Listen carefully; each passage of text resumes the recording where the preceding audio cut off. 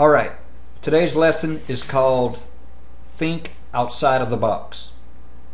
Let's make a cool button that will stand out from everybody else's.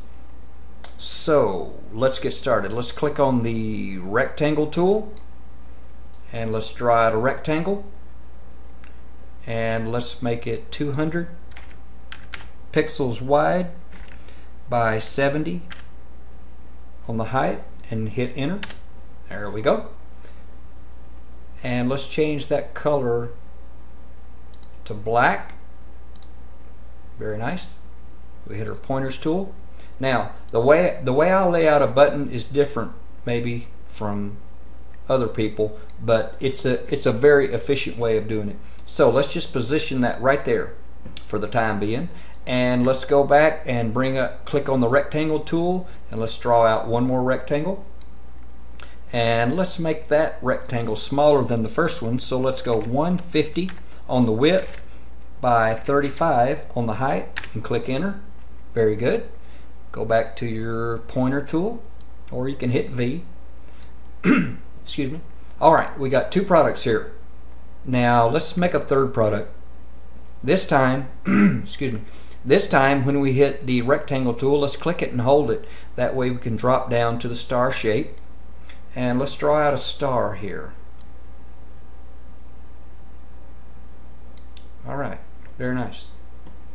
And we need one more product, which is the text. So let's click on the text, and 22 on the font size and white. Very nice. Alright, now the first button is going to be a home button, so let's type out home. Now we've got four products here that we're going to turn into one product, which is going to be a home button. But we're going to use this home button as a master layout button that we will make all of the other buttons off of. So here's the way I do it. Let's give it a little style. Let's click on that star, and let's go. I'm in notebook mode for people that are beginners. So if you want to click on notebook mode, that'll put your buttons in the same place mine are. So with button mode clicked, we're in layers. Let's go down to FX right here and open up our styles panel and click on that little button and go to dark chrome styles. Boom, there we are. Okay, now with the star clicked on and highlighted, let's give it a chromish look. I'm going to go with this one right here. Click. Alright, see, that gives my little star a little chromish look, and I want to give that same chromish look to my second rectangle. So I will click on that rectangle and I will click on dark chrome styles again. There we go. That gives it the same chromish look that my little star has. Now let's package this button. Bring the second rectangle that you made down, and your little grid lines will tell you when you're in the middle of the middle. Very good. Let that go. Let's bring that little star down. It needs to be about right there. I'm going to use my up arrows to go up just a little bit. Whoop, I need to go down one click. There we go. We're lining up that star chrome look with that rectangle look. There we go. We are right in place. Now you can't see the bottom of that star, so let's give it a little look. And that star makes the we kind of need to center up the star and the rectangle. So let's highlight that rectangle and use our arrow buttons and move it over to the right just a little bit, and then let's click on that star and move it over to the right. There we go. That looks a lot better. Now you can't see the bottom of that star because it's all black, so let's give that star a little glow. So click on that star, go down to filters, click on your plus sign, go to shadow and glow, and let's go to, instead of drop shadows or glow or inner glow, let's just go to glow. That'll give it a red glow. That's the default glow, but I want to change that. So click on the color, and I want it to be like a medium gray. Click on that. But it's a little too much on the glow. So let's bring the halo offset down to about 2, and let's go over and bring the softness down to about 3. There we go. Double click to get out of that. There we go. Now we can see that star a lot better. That looks very nice. Now, the last but least, let's bring that text down into place, and let's get it positioned there. There we go. Very nice. Now, we are ready to use all 4 products that we have to make all of our buttons. So, let's click out of the styles and open back up our layers. Now, here we will rope in all 4 products that we made, and here they are, all highlighted right here in your layers. Now, with all of these roped in, all 4 products selected, we hit Control C and then automatically hit Control V. Now, before you touch anything, use your up arrows to motivate your copied product off of your master button. There we go. Now, with that done, you can click on them and drag them up and position them. Very nice. Now, what we need to do is go from layers to states. Now, when we do that, we go up to layers, and right there beside it is states. So we click on that. Now, we've only got 1 state to that button so far. But what we do is we rope it in, all 4 layers, and we hit F8. Now, when we hit F8, the convert to symbols comes up, and we got a graphic or an animation or a button. What we want is a button, so let's click on the button, and it is the home, so let's name it home, and let's hit OK. Alright, now the way we know it's a button is because that it puts the little green patch over it, and it sections up and slices up your page, and that is what is used later for packaging your page that you make for the web. Alright, now on this button here, we double click it to go into it.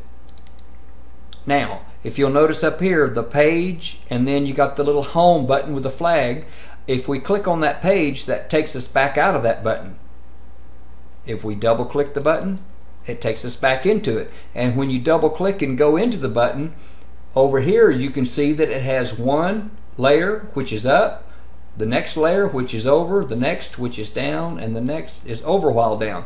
But there's nothing on these other 3 states, so what we do is click on the up state, rope it in, hit Control C, then we go over and click on the over state where there's nothing, and we hit Control V. There's the second layer, the second state of that button copied and pasted to the second layer. Now we go to the down state.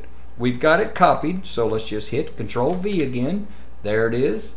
And let's go to the last and hit Control V, and there's the last layer. Alright, very good. Now we've got 4 layers, click, click, click, click, but they all look the same. What we want to do is make the over state and the down state different. I always leave the last state of the button the same as the first. It's just my technique. You don't have to change it. If you want to change it. That's fine. Okay, let's go to the over state, and let's click on that inner rectangle, and let's go over to the colors, and it has a fill option. What we want to do is click on fill option and go up to gradient, click on that, and hit none. That way it takes that chromish look off of the second layer state of the button.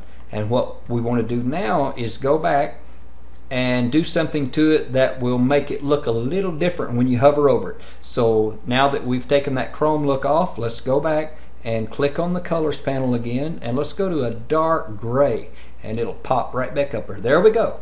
There's our second state. Now let's go to the down state. Let's click on that rectangle on the inside. It still has the same fill option on it, which is the chrome look. Let's go back to fill options, go back up to none, take it off of that product, click out of it. Now we've got to click right back into it, and let's do it a little lighter on the gray. That way it will give it a little less color as far as when you click it, so you'll know that that's the button you're on. So now we've got an up state, a over state, a down state, which is when you click it, and the over while down, which looks the same as the up state. That's just the way I like it. Okay, now let's go back to the top of the page. Now we've got a button here packaged, and we have our button that we have our master button that we made our home button off of right here, ready to copy and paste again for our other buttons that we want to make. So with that done, let's test this button out and see if it works. We hit F12. I'm running 2 monitors, so I got to drag this in for you. All right, now here's our button that we making our buttons off of, and this button right here is the one we want to look at, and let's see if it works. Let's mouse over it. Yes, it does. Now it needs to change to one more color when you click it, so when we click it, it changes to a lighter gray. Very good. Our button works. All right, let's X out of this. Now with that done, all you have to do is rope in all 4 layers of the button, hit Control C, automatically hit Control V, use your up arrows, safely move it into a position to where you, if you do click out of it, you would be able to rope it in again without messing with your master button maker here, and drag it up into place and repeat the process. Of course, this will be a different button, so now you are able to go into the text, double click it, highlight it, and we will make that a B-O-U-T. It'll be an about button, and you repeat the process as far as however many buttons you need. You just repeat the process however many times you need to and make as many buttons as you need to. And that's my method for making a button that stands out from everybody else's. This is Mark Havens with Z Graphics and Animation. Thank you and have a nice day.